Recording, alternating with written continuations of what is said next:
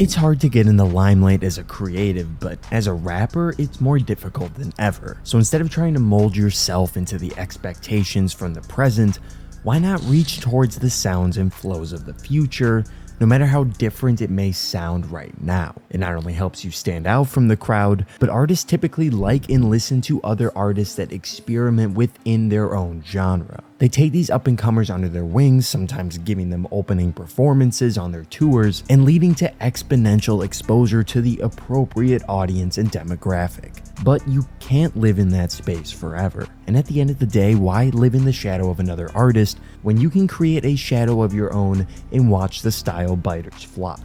Such is the case with Opium signee Ken Carson. Hi, I'm John Cotter, aka Media Mayhem, and I want to talk about Ken Carson today.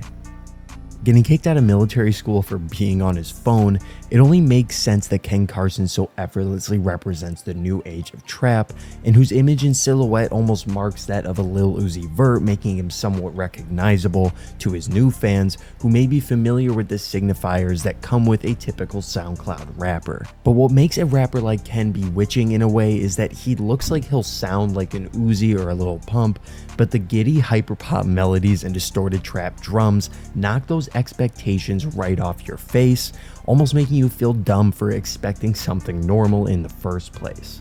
Exceeding expectations in that distinctive sound gained the attentions of Carti and his camp with Opium Records, with Ken already having ties to 808 Mafia, where he was supposedly signed to in 2015, but it's hard to find much record of that. Regardless, he's easily the standout artist and seems to know it too. His two EPs, Teen X and Boy Barbie, are both fundamental to the imagery and appeal that are laced throughout his career. Boy Barbie holds several features with Lancey Foe, who's carved a path in his own right, along with having this idiosyncratic cover art that is eye-catching and detailed. I've seen people say that, they hate the cover and they think it's silly, but I kind of think that's the whole point, and the fact that people are talking about it is no mistake. Rappers have been using toys and action figures and cartoon characters on their album covers for years, and this just seems to be a cleaner, more focused, and attributable version of that. YALE is what I think of when I think of Ken Carson. The high-pitched instrumental matches his vocal cadence, and that has slithering melodies that are almost hopscotching around the beat as if he's trying to catch up, but in a satisfying way. It's not for everyone, I understand that, but he wants to make that known right away as well. And he continues this clear distinction from others with his crooning vocals. It's not fully developed to the point where I'd like a whole tape of something like this, but there's something special about a rapper with a rising, concentrated fan base that is not afraid to experiment both sonically and instrumentally, all the while showing his admiration for other contemporary genres along the way, which also seem to tie in with his image as well. That image is further characterized within his music videos, which were pretty simplistic and arbitrary, especially when it comes to these hyper-trap music videos where effects just run rampant. But then he dropped the rock and roll music video, which clearly had tons of production and money behind it, from the tricious anime edits to just the total dynamicism of it all. There is a semblance of story in there too, but just enough to hold on to, and it's simple enough as well that the visuals and overall mood and tone of it all really gets to take center stage. It's a concentrated affair that I'd like to think Ken had a pretty big part in, especially in terms of giving the songs he's released the true visual treatment that they deserve. In fact, I think more rappers should make better usage of how spacey and ethereal their songs really are. There is so much you can do to embrace that in your music videos, and that's something Ken now has within his artistic arsenal, and that is also something that Baby Keem focused on heavily early on. He went on tour with Carti, he just did Summer Smash with the rest of the Opium crew, but he's been relatively quiet these last few months. He has that Instagram Finsta account, user X-Man, and he also just deletes a lot of tweets. But something else happened recently where he dropped essentially an album of leaks.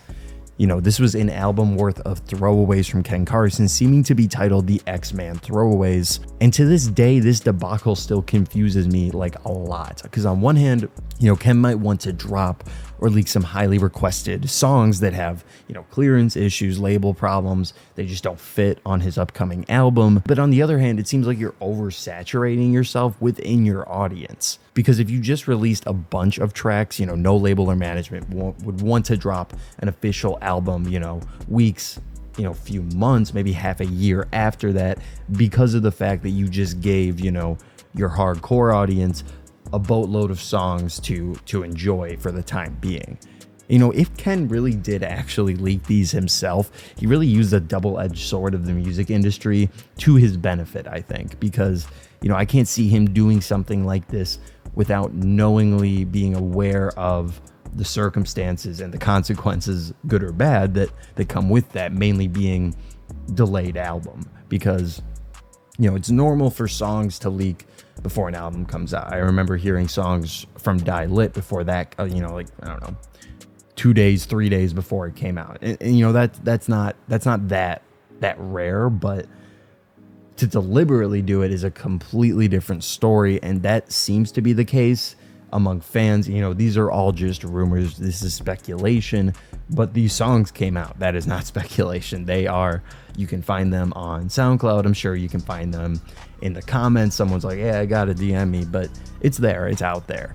And you know, leaking songs that he knows his diehard fans are hungry for, and then proving to the world that he's worthy of more attention with another album, you know, that might be a sort of take or perspective on this, but you know, no matter what, it keeps the diehard fans satisfied in a way without having to actually release any music. You know, it's pretty smart and sneaky if you think about it that way. And whether or not this will hurt Ken's career seems to be rather insignificant to him.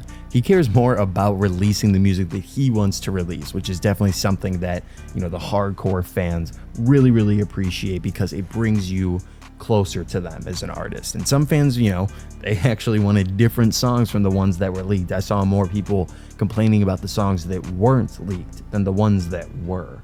And, you know, that can lead to a really big issue for an artist where, you know, your fans get hungrier. They want more and more and more. And now that you have this rule-breaking enigma of a artistic persona attached to your image, that's hard to break away from. And the more that you follow the typical label release schedule, fans, I'm pretty sure, you know, we've seen this before. I think they will look at you as, you know, oh, you're not underground, you're mainstream, you're not, you know, for the fans anymore.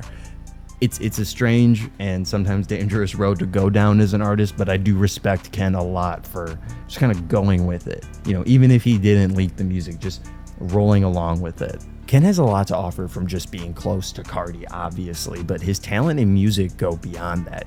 Sure, you know, lyrically, vocally, the rapper hasn't really started experimenting too much, and auto-tune is definitely a crutch of his, but like Yeat, he seems to have a stronghold on the production around his vocals. Working closely with Starboy and Outtatown and seemingly being friends with them too is the perfect way to do this, and it is a tried and true method of crafting a consistent, appealing sound that develops over time with everyone involved getting to comment and critique each other in a collaborative way.